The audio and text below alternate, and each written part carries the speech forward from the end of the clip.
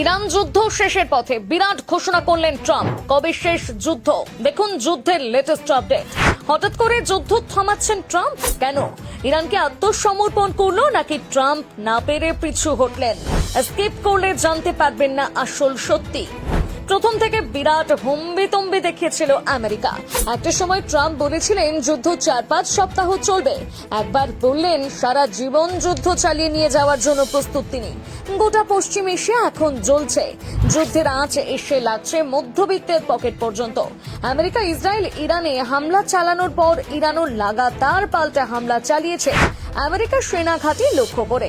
সবথেকে ইম্পর্টেন্ট, তারা হরমুজ প্রণালী বন্ধ করে রেখেছে। ওখান থেকে পণ্যবাহী জাহাজ পাস করতে গেলেই তার উপর হামলা চালাচ্ছে ইরানের আধা সেনা। ফলে গোটা বিশ্বে চচ্চর করে বাড়ছে তেলের দাম। এই অবস্থায় কি শান্তি ফেরাতে উদ্যত হচ্ছেন ট্রাম্প? না, আসল গল্পটা অন্য। ফ্লোরিডায় অনুষ্ঠিত সাংবাদিক বৈঠকে এদিন ট্রাম্প গর্বের সঙ্গে ঘোষণা করেন ইরান যুদ্ধ প্রায় শেষের পথে। কারণ ইরানের বেশিরভাগ শক্তি ধ্বংস করে দিয়েছে আমেরিকা।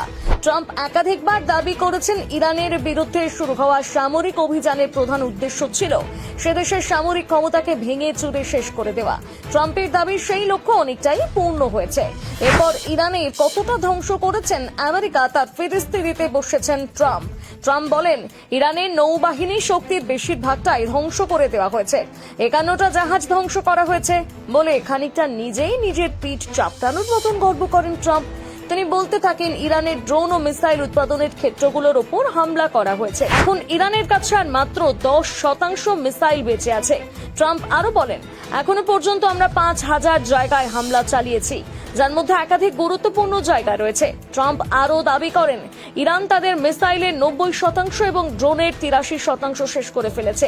দাঁড়ান, এই পর্যন্ত শুনলে আপনার মনে হবে ইরান বুঝি পিছু হটেছে। ইরান কি সত্যিই তাদের সব শক্তি শেষ করে ফেললো যুদ্ধ করে?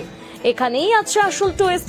ইরানে ইতিমধ্যে শাসন ক্ষমতা হাতে তুলে নিয়েছে খামেনেইয়ের পরবর্তী সুপ্রিম লিডার মুজতবা। গত 28 ফেব্রুয়ারি মার্কিন যুক্তরাষ্ট্র এবং ইসরায়েলের যৌথ হামলায় ইরান হারিয়েছিল তাদের সর্বোচ্চ নেতা শিয়া ধর্মগুরু আয়াতোল্লাহ আলী খামেনেইকে। এরপর ইরান বেছে নেয় তাদের পরবর্তী সর্বোচ্চ নেতা মুজতবাকে। এই মুজতবাকে একেবারেই পছন্দ করছেন না ট্রাম্প। ট্রাম্পের কথায় মুজতবা শাসন ক্ষমতায় আসলে আবার আগের মতোই পরিস্থিতি তৈরি হবে। কিছুই বদল হবে না ইরানের। এখন এই মুজতবার অধীনে রয়েছে ইরানের আধা সেনা। ইরানের সেনাদের শক্তি কি সত্যি শেষ হয়ে গেল? আসলে না, ইরানের শক্তি শেষ হয়েছে কি হয়নি তার থেকেও বড় কথা তাদের হুঙ্কার দেখে স্পষ্ট বোঝা যাচ্ছে তাদের মেরুদণ্ডের জোর এখনো হয়নি। ট্রাম্পের ঘোষণার পর পাল্টা হুঁশিয়ারি দেয় ইরান। সেখানকার রেভলিউশনারি গার্ড কোর জানিয়েছে আমেরিকা ও ইসরায়েলের লক্ষ্যবস্তু নিশানা করে প্রত্যাঘাত কবে থামানো হবে সেই সিদ্ধান্ত তারাই নেবে। ওই অঞ্চলের ভবিষ্যৎ এখন তেহরানের হাতে। ট্রাম্পের সোমবারের মন্তব্যের পর একটি বিবৃতি দিয়ে রেভলিউশনারি গার্ড কোর বলেছে যুদ্ধ কবে শেষ হবে তা নিয়ে সিদ্ধান্ত নেব আমরা। তারা আরো বলে এই অঞ্চলের সমীকরণ এবং ভবিষ্যৎ এখন আমাদের বাহিনীর হাতে। আমেরিকার সেনা যুদ্ধ শেষ করবে না। অর্থাৎ ট্রাম্প যতই যুদ্ধের শেষ ঘোষণা করতে চান না কেন, ইরানের যুদ্ধ যে এখনই শেষ হচ্ছে না তা স্পষ্ট বোঝা যাচ্ছে।